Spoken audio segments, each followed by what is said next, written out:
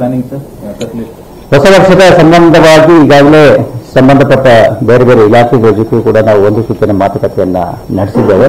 ಈಗ ಆಂತರಿಕವಾಗಿ ನಮ್ಮ ಪೊಲೀಸ್ ಅಧಿಕಾರಿಗಳ ಜೊತೆ ಚರ್ಚೆ ಮಾಡಿ ಮುಂದಿನ ವಾರ ನಾವು ವಿವರವಾದಂತಹ ಗೈಡ್ಲೈನ್ಸ್ಗಳನ್ನು ಕೊಡ್ತೇವೆ. ಒಟ್ಟಾರೆಯಾಗಿ ಇದರ ಉದ್ದೇಶ ಇಷ್ಟೇನೆ, ಹೊಸ ವರ್ಷಕ್ಕಾಗಿ ಯಾರು ಸಂಭ್ರಮಾಚರಣೆಯನ್ನು ಮಾಡ್ತಾರೆ ಅವರಿಗೆ ಯಾವುದೇ ರೀತಿಯಾದಂತಹ ಅನಾನುಕೂಲತೆಗಳು ಆಗಬಾರ್ದು. ಒಂದು, ಎರಡನೇದಾಗಿ ಈ ರೀತಿ ಸಂಭ್ರಮಾಚರಣೆಯನ್ನು ಮಾಡುವಾಗ ಬೇರೆಯವರಿಗೂ ಕೂಡ ತೊಂದರೆ ಆಗಬಾರ್ದು. ಎರಡು ದೃಷ್ಟಿಯಲ್ಲಿ ನಾವು ಈ ಹೊಸ ವರ್ಷ ಆಚರಣೆಗೆ ಸೂಕ್ತವಾದಂತಹ ಮಾರ್ಗಸೂಚಿಗಳನ್ನು ಕೊಡ್ತೇವೆ.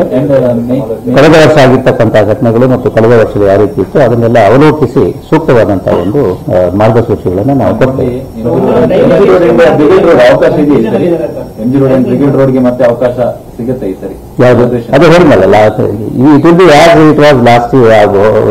ಕಳೆದ ವರ್ಷಾನುಗತಿಯಲ್ಲಿ ಯಾವ ರೀತಿಯಲ್ಲಿ ಬೆಂಗಳೂರು ನಗರದಲ್ಲಿ ಜನರು ಸಂಭ್ರಮಾಚರಣೆಯನ್ನು ಹೊಸ ವರ್ಷದ ಸಂದರ್ಭದಲ್ಲಿ ಮಾಡ್ತಾರೆ, ಅದೇ ರೀತಿಯಲ್ಲಿ ಈ ವರ್ಷವೂ ಕೂಡ ಇರ್ತದೆ.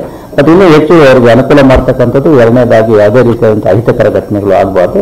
ಎರಡೂ ದೃಷ್ಟಿಯಿಂದ ನಾವು ಗಮನವನ್ನು ಹರಿಸಿ ಸೂಕ್ತವಾದಂತಹ ನಿರ್ಧಾರಗಳನ್ನು ಸೂಕ್ತವಾದ ಸಂದರ್ಭದಲ್ಲಿ ತೆಗೆದುಕೊಳ್ತೇವೆ.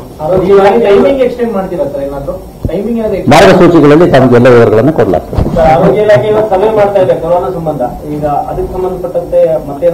ಅವು ಎಲ್ಲವನ್ನೂ ಕೂಡ ಅವಲೋಕನದಲ್ಲಿ ಇಟ್ಟುಕೊಂಡು ನಂತರದಲ್ಲೇ ನಾವು ಅದಕ್ಕೋಸ್ಕರನೇ ನಾವು ಇವತ್ತು ಗೈಡ್ಲೈನ್ಸ್ ಕೊಡ್ತಾ ಇಲ್ಲ. ಮುಂದಿನ ಮಂಗಳವಾರ ನಾವು ಗೈಡ್ಲೈನ್ಸ್ ಅನ್ನು ಕೊಡ್ತೇವೆ.